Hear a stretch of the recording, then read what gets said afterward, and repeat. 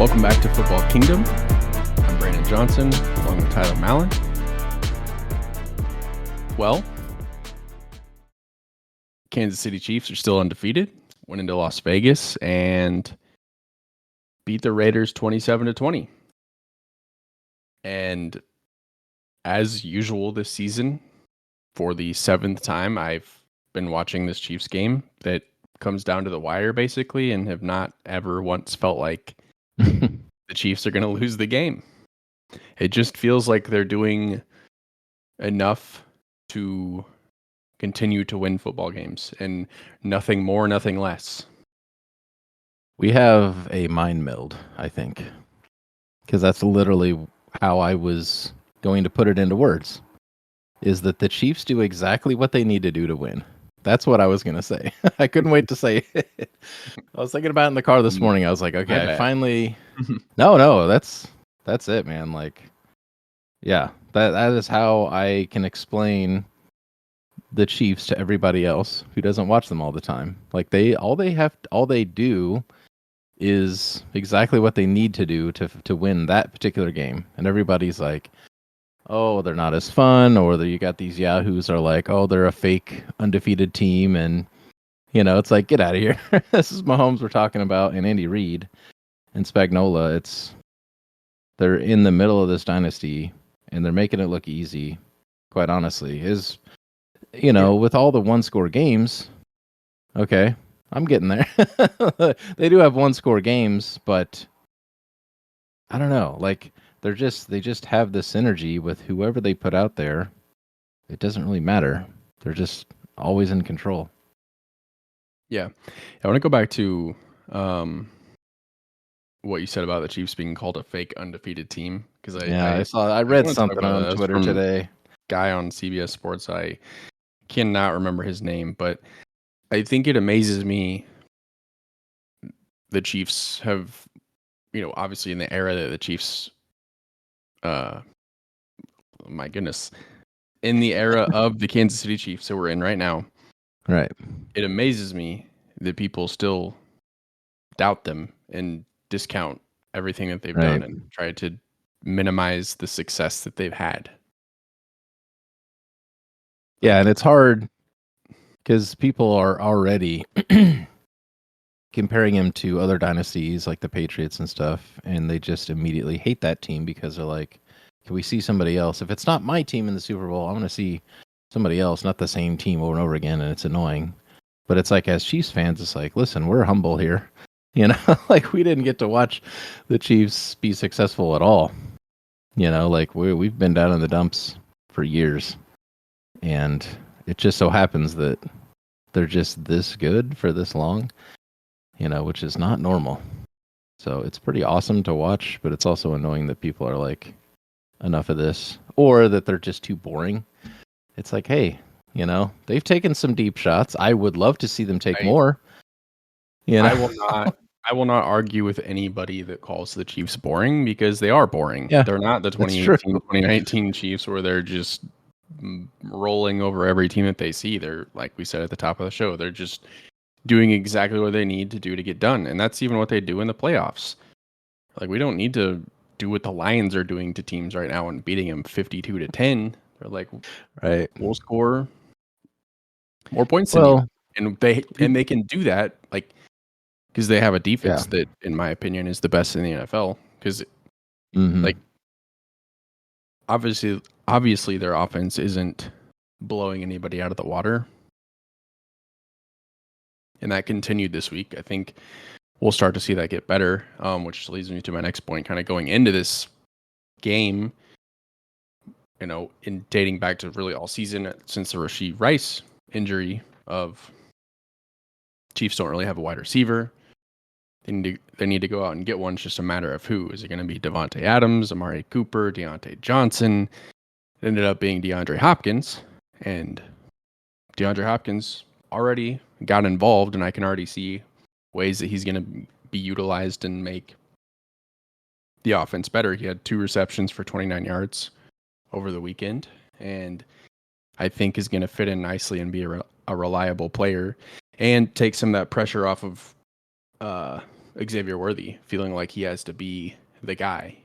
He can come in and do what he, was intended to do under Rashee Rice. Now that veteran D Hop is in the lineup, Right.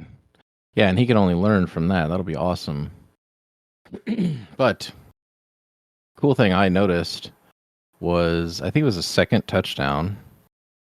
Yeah, it was the one that Kelsey got, and D Hop was right next to him, and he's celebrating with him. I He saw was that. Yeah, so happy for the guy, Mhm. and he was pounding on his chest like he was Donkey Kong or something. I He was noticed that. yeah, and that's awesome to see because he's just he's already so happy to be here. Is kind of what I'm getting at is that's Yeah. awesome to see that Well, you're he wants to leaving. be here and wants to be successful. Yeah, I mean, he signed with Tennessee. I think he got traded to Tennessee. I don't fully remember, with a team that at the time had promise, and then Right. clearly it's not going even the way that I thought it was going to go. I remember previewing that and we're like, Yeah. on paper, Yeah, Tennessee dude. could be pretty good. It's just obviously not been great. But it's easy to come in and be happy in Kansas City when you're like, all right, at the very least, we're going to the AFC Championship game. Right. That's the. He I even know it's no guarantee, but that's the confidence that you can have just looking at the resume. right. I think it was his presser after he was signed, or I think when he got to KC. I think it was during that interview that he was he's I've played a lot of meaningless football.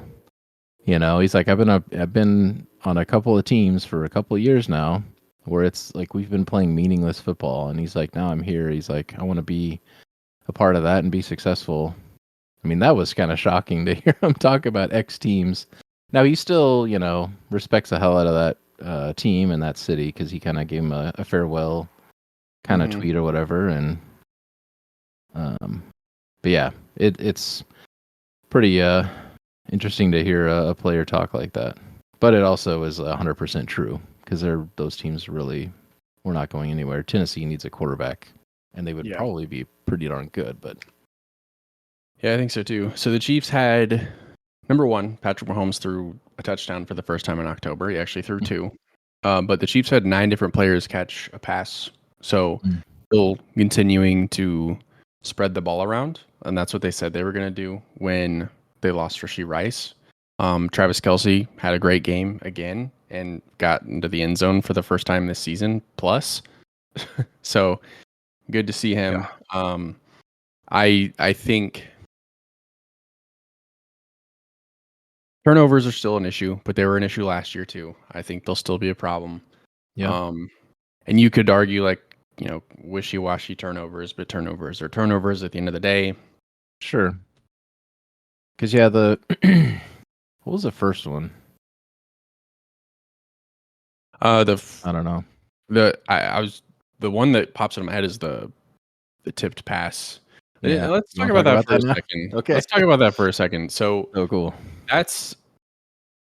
Is that when the Raiders started on the 3-yard line? Yes. Okay. So that moment is okay, the Chiefs are not losing this game. And I knew I never felt like they were, but I'm okay. Right. The last 2 drives of the Raiders, they started on the Chiefs 28, they got 3 points, and then started on the Chiefs 3 and got 0 points. I'm right. You've lost. And it's a testament to the defense too. Hey, we're in a really bad position, but we're better than you. So that was cool to see. But it's just as soon as it happened, it was the defense held up and stopped them on 4th down. I'm okay, crisis averted. Jeez. Because I think the Chiefs pushed them backwards. 4 yards. They went negative 4 yards on 4 plays. Yeah. Because at a certain point, I'm the Chiefs are begging the Raiders to get into this game. Just. Oh, right. Yeah. So it's funny. And all of the the talk going into the season or into the week of and even in the season, all the talking that the Raiders did and the Kermit the Frog stuff and it was a grown man dressed as Kermit the Frog. My only disappointment with this week is I wish that the Chiefs would have just steamrolled them. Yeah. Because I think that they have it in them. Again, I just think that their mindset is we're not going to embarrass you. We're just going to go in and win the game.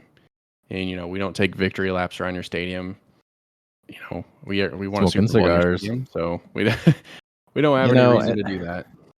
They didn't blow them out, but again, it goes back to the game was never out of hand. The Chiefs were in total control. It was a completely relaxed, feeling the whole time, even with turnovers and stuff. Even on the turnover where you're like in the red zone, like, well, that's not great. But it's either, let's say they score 7. It's like, is Mahomes not going to go down the field against the Raiders? I don't know. Yeah. So you don't get the blowout, but I think that's like kind of just as much of a statement to dominate, the team. You don't get the blowout. You get, not that the Chiefs needed redemption for the egg that they laid on Christmas Day last year, but you kind of, right? Because obviously, you get the laugh of we hit rock bottom or whatever you want to call it, but we won a Super Bowl in your stadium, and you've never been in the playoffs in your own stadium. So, but again, just kind of typical Chiefs win. Again, 7-0, 27-20 was the final score, and one-score games all season long, even dating back to last season. But that's Chiefs football. It's just been less stressful this year because last year, right? And I think we told ourselves going into the season this year, like, just relax, like, regular season doesn't matter. They won a Super Bowl with a really questionable wide receiver core last year. We think they're better, even with all the injuries. I think they're better this year than they were last year. Somehow, especially with the addition. Like, I think Xavier Worthy is better. Obviously, DeAndre Hopkins. I mean, if you're not having to rely on Sky Moore getting meaningful snaps, and then you can still have players like Justin Watson come in and make important catches, and then Noah Gray continuing to just be really impressive. Like, he's kind of been that standout player for me. Even McCole Hardman, like, since I don't expect him to be Tyreek Hill anymore, and I just expect him to, like, do a little bit of this, a little bit of that every now and then, like, I like McCole Hardman on the team. Right. So I feel really comfortable with this version of the Kansas City Chiefs. Yeah, I mean, Kelsey finally had his breakout game, 10 for 90, and we mentioned the touchdown.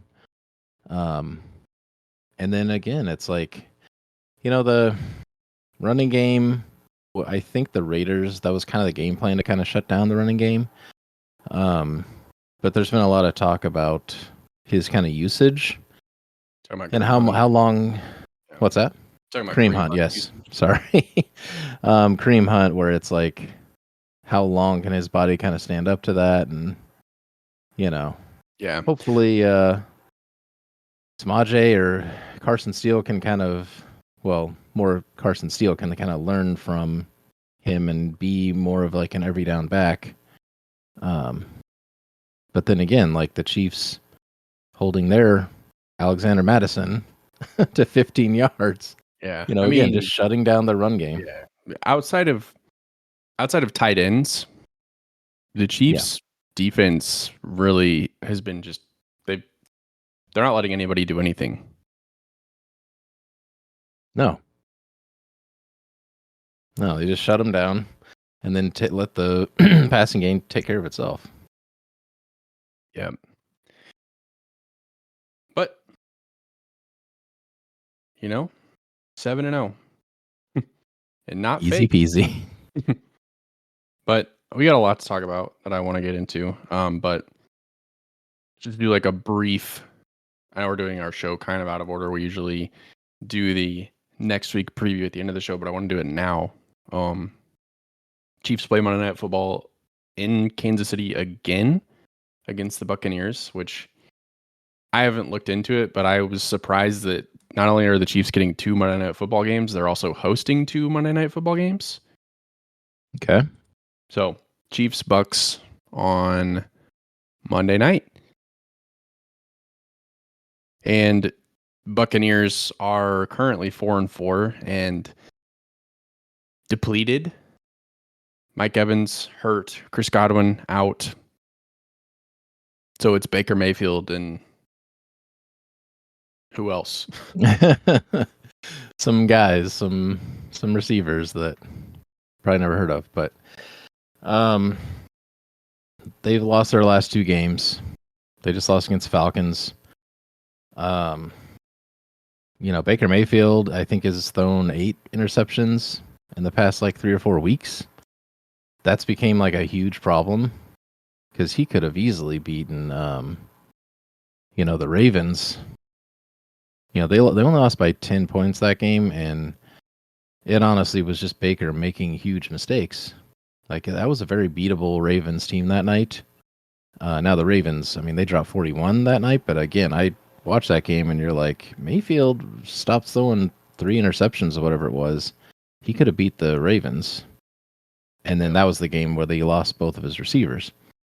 But yeah, he's got an interception problem, which hopefully the Chiefs can continue to keep going.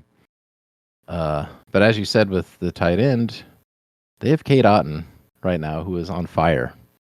That dude is... If Brock Bowers is kind of like the best tight end right now, statistically, with the Raiders as a rookie, this Cade Otton guy is probably number 2 right now. Just in the last few weeks, like, he's just been all over the place. So you're saying you like the Bucs? I love the Bucs. That's about it, though. I mean, yeah, he and a tight end. He went 9 for 81 and 2 touchdowns in his last game. So he's red hot, and that's the Chiefs' biggest weakness. But the Bucs kind of were known for having a pretty strong defense. They don't have that anymore. So I don't know. I think it might be a long night for the Bucs on Monday. I think so. Yeah, we're talking at Arrowhead, and they're catching the Bucs at the right time. Well, I'll say this: early in the season, preseason, during the season, before the last, let's say, 3 weeks, I was looking at this game as a maybe. I don't know about you, but I saw this game as that could go either way. Yeah. And they've just been decimated. So when I was kind of like, circling my wins and losses, that was one that right. I'm like, we'll have to see where the Bucs are at because they could be good. But right, I want to stay on some schedule watching. I want to talk about the playoff picture. I know we're just under halfway through the season, but I think it's a good time, specifically in the AFC, with kind of the top 4 teams, to see kind of where everybody is, and is it going to look the same? So right now, top of the AFC: Chiefs, Texans, Steelers, Bills. That's the 1 through 4 seed in order. Yes, Steelers. I said Steelers. But they look really good right now. Yeah, I was kind of looking at the Chiefs' schedule, and NFL.com has the Chiefs' playoff probability at 99%, which, the Chiefs could literally go 5-5, 4-6, 3-7, and they're making the playoffs. Right? Like, I think at minimum, the Chiefs are a 2 seed. Right? I think they'll be the 1 seed, but at minimum, I think they're a 2 seed. They still have... They play the Broncos twice still. Broncos are better than expected. Obviously, a long way to go. Chiefs play the Bills and Texans and Steelers. All 3 teams that are on top. Texans obviously lost Stephon Diggs for the season. Bills gotten better, and Chiefs Bills, particularly in the regular season, tends to go the Bills' way. Right. And as we've stated on the show, who cares? It's what you do in January. Right. But Chiefs also still have the Panthers on the schedule, and a really bad Browns team. So what I'm saying with the Chiefs is they could literally be 500 the rest of the way, and they still have a shot at coming away with the 1 seed. Especially because they already have the tiebreaker over, both the Ravens and the Bengals. If the Bengals can even turn their season around. Yeah, the Bengals. Joe Burrow basically was like, "So we got to go 7-2 the rest of the way." Okay. Yeah, good luck with that. Yeah. And yeah, we can have this conversation if they turn their season around and they're looking at a playoff picture. But yeah, I mean, if they beat the Bills, then that's really it. They have a tiebreaker over everybody else, that they're normally going to see. The Houston Texans situation, I'd say the last couple weeks, they've kind of seemed a lot more beatable. They've kind of eked out some victories for sure. Yeah, and I think, some teams have kind of figured out how to kind of fluster CJ Stroud with some pressure and stuff like that. So if that's the case, the Chiefs have got that figured out, I think. Mm-hmm. And then just today, I think it was 1:00. I was looking at Twitter, and all of a sudden, like you just said, sorry, what's the receiver just went down? Stephon the Diggs. Texans. Stephon Diggs. I didn't even know he was hurt, and all of a sudden he's out for the season. Like, I completely missed that. Yeah, so he had that was a shock. Yeah, he had a non-contact injury. He walked off the locker room under his own power, and then it was Right. like they didn't really say anything about it yesterday, so you were kind of like, oh, maybe it's not that bad. And then it came out today. Oh yeah, he's got a torn ACL. He's done. It was weird. Yeah. It was kind of like it was about as weird as the Rashee Rice injury was, where you're like, is it or isn't it?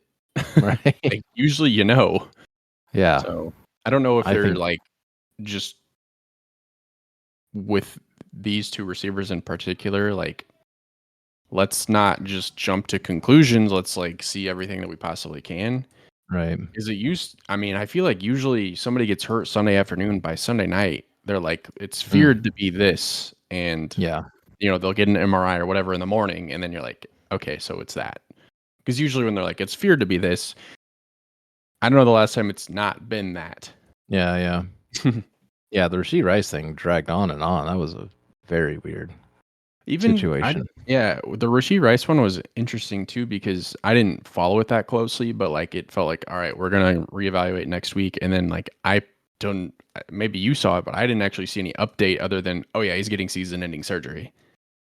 Like, oh Well, okay.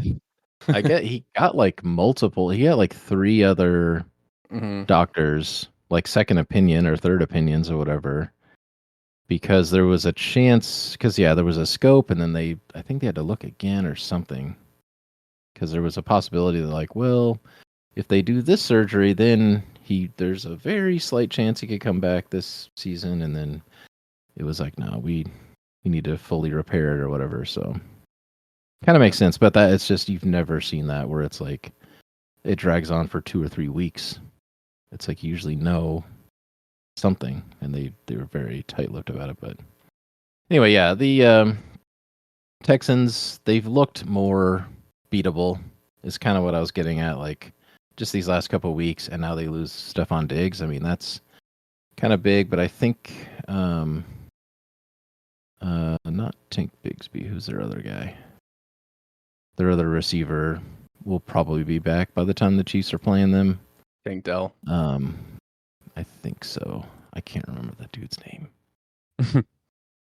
Anyway. So let's just stay on the Texans. Texans are the current 2 seed. Kind of look at what they've got going on. So they go on the road against the Jets. They actually play Thursday. Jets are a mess. Like, I think Mike Greenberg called them the biggest failure in history. I don't think that's true. Mike Greenberg's Jets fan, so I could see why he would think that. I think going into the season, I was like, I don't really feel that great about the Jets. So, well, I was going to give you props on this episode. That's another car thought that I had. I was like, you were not a believer of this Jets team, and I was like, I am not doubting Aaron Rodgers, the player, but you saw through all that. You were like, this dude's a mess off the field. He's you're not buying his whole shtick, first of all. But I was like, he's Aaron Rodgers, but he's also old and coming off the injury. But I'm not quite there yet. And you were like, I'm not buying the Jets experience. And now they're 2-6, and their season's basically over where it is. I mean, I don't know if they could ever become a team that believes in each other. So anyway, side tangent, but yeah. They're a mess. Yeah. But then play the Lions. I think the Lions are the best team in the NFC. They're, like I said earlier in the show, they're just steamrolling teams right now. Cowboys don't know who they are. And they still have the Titans twice, but actually looking at this, the Texans have kind of a weak schedule the second half outside of Detroit, Kansas City, and Baltimore. Yeah, they got the Ravens week 17. Yeah, it looks like a very favorable schedule for them. Even with the Stephon Diggs injury, I still like Houston. I was kind of teasing them as the potential AFC championship matchup with the Chiefs, and still think that can happen. Now, here's the next team is a 3 seed currently. It's not the Ravens. It is the Pittsburgh Steelers. And now this is the team that I believe in Mike Tomlin. Steelers are 6-2. And I'm looking at the second half, and it looks kind of rough for them. So they play the Commanders this Sunday. Commanders, or not this Sunday, next Sunday. They're on bye this week. Right. Excuse me. Play the Commanders. Commanders are the surprise team. Jaden Daniels been fantastic. Rookie of the Year, possible MVP votes. Just threw an amazing Hail Mary against the Bears over the weekend. Awesome. But the Steelers still have the Ravens twice. Actually, they have their entire division still. They still play the Ravens twice, the Bengals twice, and the Browns. The Browns are pretty bad, obviously. And the Eagles that have, as much as I keep wanting to bury the Eagles, they just keep winning. Mm-hmm. So I still have the Eagles, and then Chiefs on Christmas Day. So, yeah, I was looking for the Browns because I'm like, where the heck? And it's like they play the Browns on week 12 and then the Browns on week 14. Mm-hmm. 2 weeks apart. I hate when they do that. But yeah, I think it's a harder schedule because even though these are kind of weaker teams, like the Browns just pulled off, kind of an upset win. And, the whole Jameis Winston experience, who knows what you're going to get out of that guy. But what I'm getting at is because it's in division, it's a rivalry type game more for the Browns. But those teams, you're probably looking at a split there at probably best, I would say. That's what I'd put my money on, kind of going 1-1. I don't see the, Browns kind of beating the Steelers twice. Or maybe not even at all. I think I'm talking myself out of it now. But I don't know. I don't really know what to make of Jameis Winston. I think he's just going to be a week-to-week guy where you're like, he was fantastic this week against Baltimore, but he might throw 4 interceptions next week. So that is very possible. 3 years ago or 4 years ago now at this point with the Buccaneers he threw the most interceptions in a single season in the history of football. So, it's it's kind of a week to week with him, and Browns are 2-6, I think. So that's an uphill climb, and they also have a Bengals team that is on an uphill climb. So, and a Ravens team that isn't going to go away. So I know we're talking Steelers right now, but just kind of looking at the AFC North as a whole, it's a little bit crowded for all 4 teams. Right. But no, that is a tough schedule for them. I think the Steelers are going to fall off quite a bit. I'm not willing to say that they're going to miss the playoffs. I think that they I think they could be a 10-win team. They're going to lose a lot of football games between now and the end of the season for that to happen, but I'm pleasantly surprised. Yeah, the whole Justin Fields, Russell Wilson, like who's going to start, and they've been good. Yeah. But How long does that Russell Wilson experiment last, though? yeah, but that's the thing As is well like as it's gone. with kind of similar to Aaron Rodgers. Like I think Russell Wilson is clearly a weirdo, but He is. I honestly thought, I've said this, like I thought he was going to be good in Baltimore, or not Baltimore, but Denver. And just that's kind of when we learned who Russell Wilson really was. We're like, okay, this guy like has some problems, but he was fine last year in Denver. Yeah, They were just kind of over it. Like it was just like, Right. okay, we know he's done here, but he was fine. He was good statistically. Like he wasn't like the reason that Denver was bad. And then No. like I personally am like, I still think Russell Wilson still has good football in him, and he's shown that. Yeah, he's kind of a weird like one-trick pony where he's just throwing up bombs, but it's just working for them. Yeah. So. Well, let's look at the Bills. Bills are the 4th seed currently. They're 6-2. So Bills are interesting because they're 6-2, but the two teams that they've lost to, they lost big to the Ravens, and then they lost to Houston. So they lost to two, what I would say, lock playoff teams, and have just kind of, I feel like the theme of the episode is me saying that people are being steamrolled. The Bills have just been kind of steamrolling everybody else. Well, their wins are not impressive teams. Yeah, like destroyed the Titans, destroyed Seattle, Jets, Destroyed Jacksonville, Miami, and the Cards. Yeah, Dolphins. I think the Dolphins game. I think that's when Tua got hurt. But yeah, they play the Dolphins again. That's a win.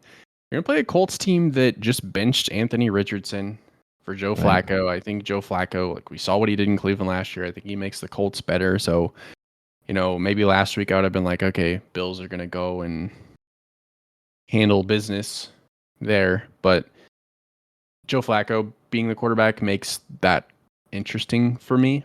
But obviously the Chiefs and Bills play in mid-November. That's, I think, just must-see television every year. This time it's in Baltimore, and I don't know why I keep talking about Baltimore. It's in Buffalo. Done that like 4 times, but it's in Buffalo. Then San Francisco. Again, Chiefs, 49ers, both tough teams. I don't think the 49ers are as good as we thought that they were going into this season. Clearly, they have vulnerabilities. I still think they're one of the 4 best teams in the NFC. I don't know if that says...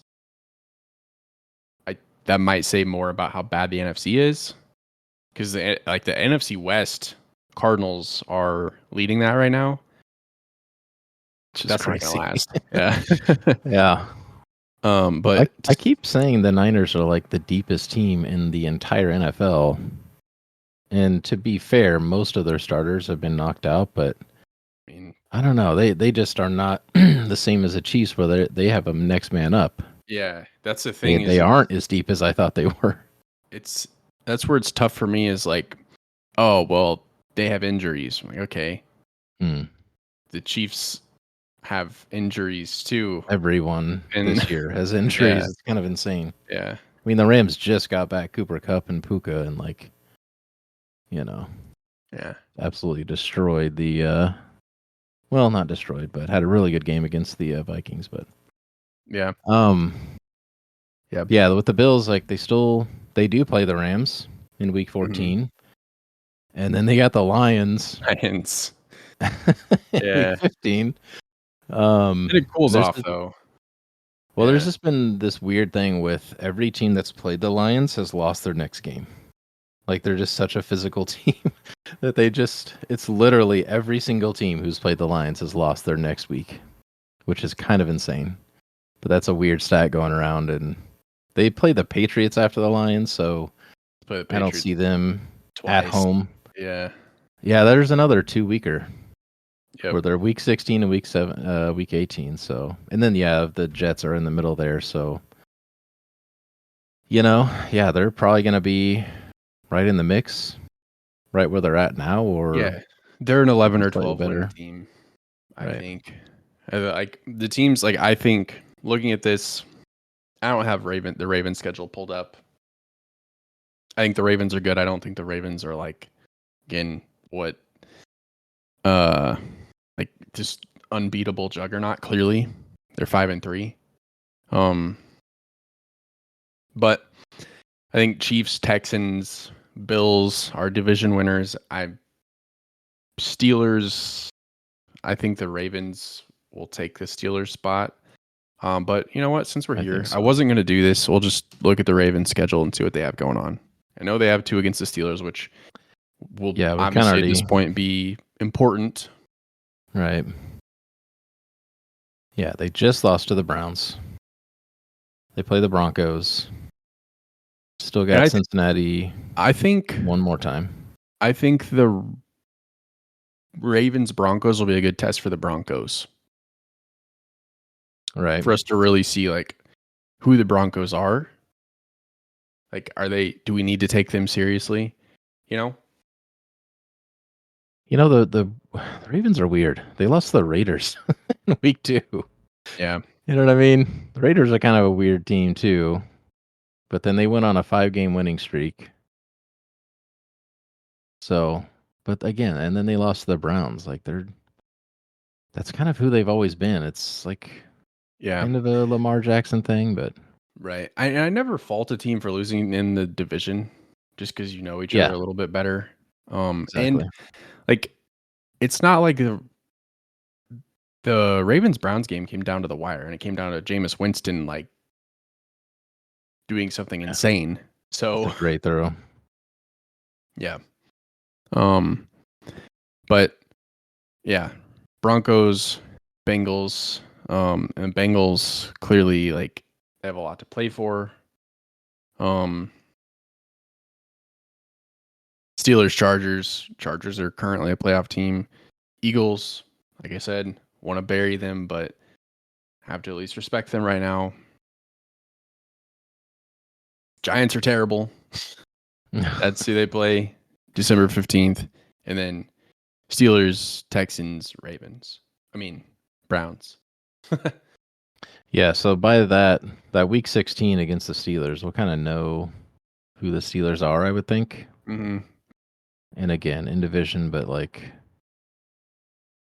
yeah, I think at that point, the Ravens have kind of flipped the script there. Not that it's really huge flip at this point, but And I they think get a good test against the Texans there in week 17, and then Mhm. against the Browns again. So that probably won't even matter at that point against the Browns. And I think what's interesting, the Ravens the Ravens and Texans. They meet on Christmas, and I think the Steelers might too. But the Steelers or the Ravens and Texans both have that 3 games in 10-day stretch that Oh, really? It's like the the Chiefs. Chiefs do. Yeah, and so do the Steelers. They have the 3 games in 10 days. So you're talking about 4 teams that might be just tired on Christmas. Right. So, and like honestly, not to get too ahead of myself, but like playing for anything on Christmas Day. Like they It's might I think they'll play their starters. I don't think like Christmas Day, Netflix football game. I think they're going to right. want everybody to show up, but like it might be a much more important game for the Steelers than it is the Chiefs. Like Steelers might be trying to hold on to a 6 or 7 seed, where I think the Chiefs are either, trying to lock up a 1 seed or have already locked up a 1 seed. That's a good point. So, and that's crazy talking about that because we're done with October. Well, we have one more game in October on Thursday, but we're on the home stretch, November, December, and then playoffs. That's how fast the season goes. Right. But I don't have anything else unless you do, Tyler. I think we're good, man. I think the Chiefs, like we said, have a pretty soft schedule. And yeah, hopefully by the end of the season, they're resting players. Yep. And going on to the three-peat. All right. Well, we will see you guys next week after Chiefs and Bucks.